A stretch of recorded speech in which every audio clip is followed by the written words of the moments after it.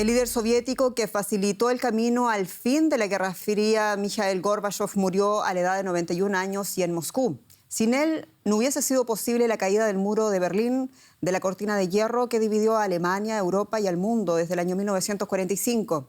Gorbachov introdujo políticas que alentaron la apertura y también la reforma dentro del bloque comunista, forjando lazos con Occidente, algo que para muchos en territorio soviético fue visto como una alta traición. Aquí damos una mirada a su legado que Europa agradece y del cual Rusia se aleja. En el primer discurso de Gorbachov como líder de la Unión Soviética quedó claro el contraste con sus predecesores.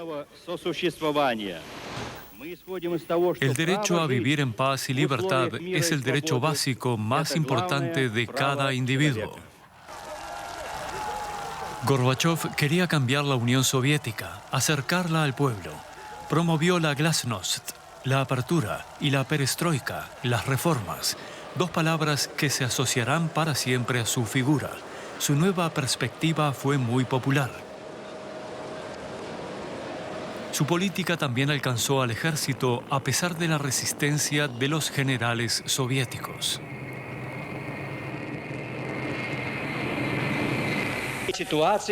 Estoy convencido de que tenemos que reformar nuestro ejército. Tenemos demasiadas armas. Hemos de buscar el diálogo con otras superpotencias y reducir nuestros arsenales hasta un punto razonable.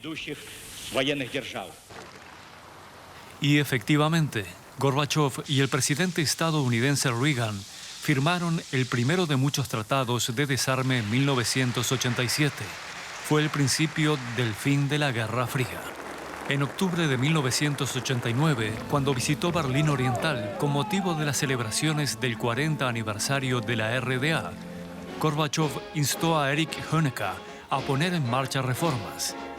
Advirtió al líder de Alemania Oriental diciendo: «La vida castiga a los que llegan demasiado tarde». Un mes después cayó el muro de Berlín y con él el telón de acero que había dividido a Europa durante décadas.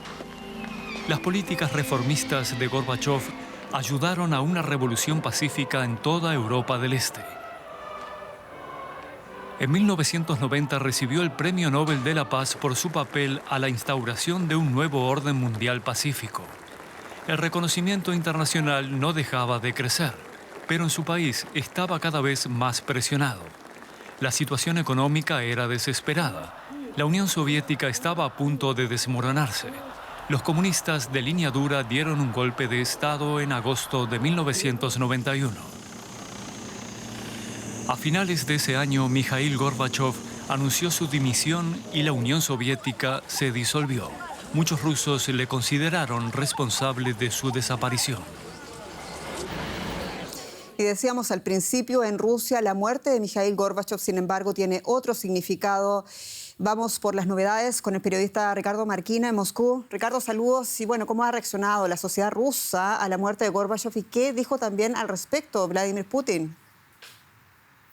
Hola, buenas noches. Bueno, empecemos por el final. Putin ha emitido un comunicado bastante neutro, lamentando la muerte de Gorbachov y elogiando sobre todo los últimos años de trabajo de Gorbachov al frente de varias organizaciones de derechos humanos y de ayuda a los necesitados. Rusia ha reaccionado de manera muy diversa. Hay quien lo recuerda y lo recordará siempre como la persona que trajo la democracia, y hay quien lo recuerda como el responsable de la desaparición de la Unión Soviética y también de la humillante salida de Afganistán en el 89. Hay ese cruce de sensaciones, pero desde luego la sensación general es que Gorbachov es mucho más apreciado fuera de Rusia que dentro de Rusia.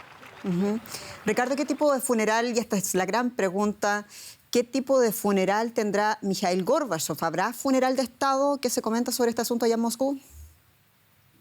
Ahora mismo parece que no va a haberlo, pero podría cambiar en los siguientes días. El funeral sabemos que va a ser el sábado, que habrá un velatorio en la Casa de los Sindicatos y después el entierro en el cementerio de Novodevichy, donde está su esposa y también otros líderes soviéticos y rusos y personas de gran importancia para este país.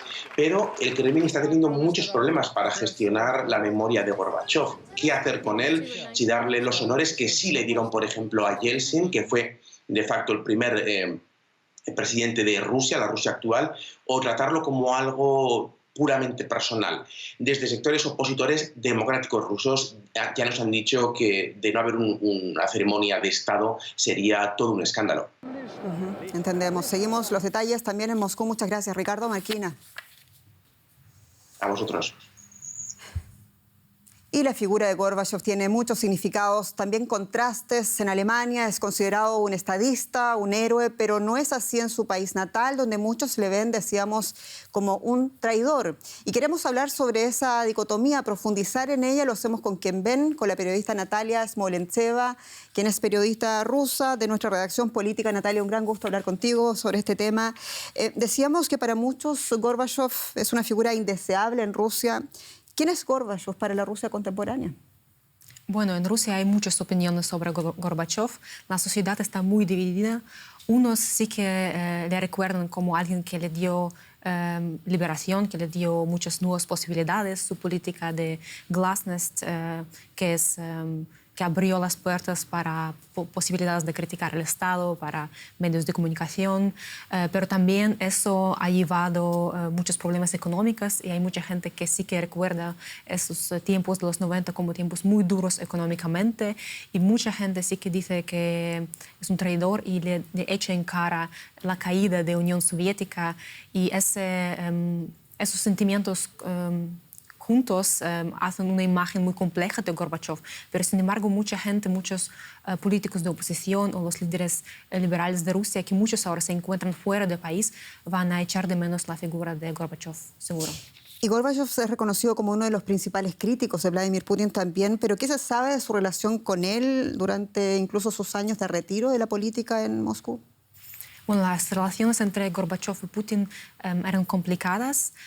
Sí que después de que ya dejó de ser político, Gorbachov ha criticado públicamente las políticas de Putin, las políticas de interior, ataques a la gente de sociedad civil, los periodistas, a políticos como Navalny, pero también, por ejemplo, el deseo de Putin de ir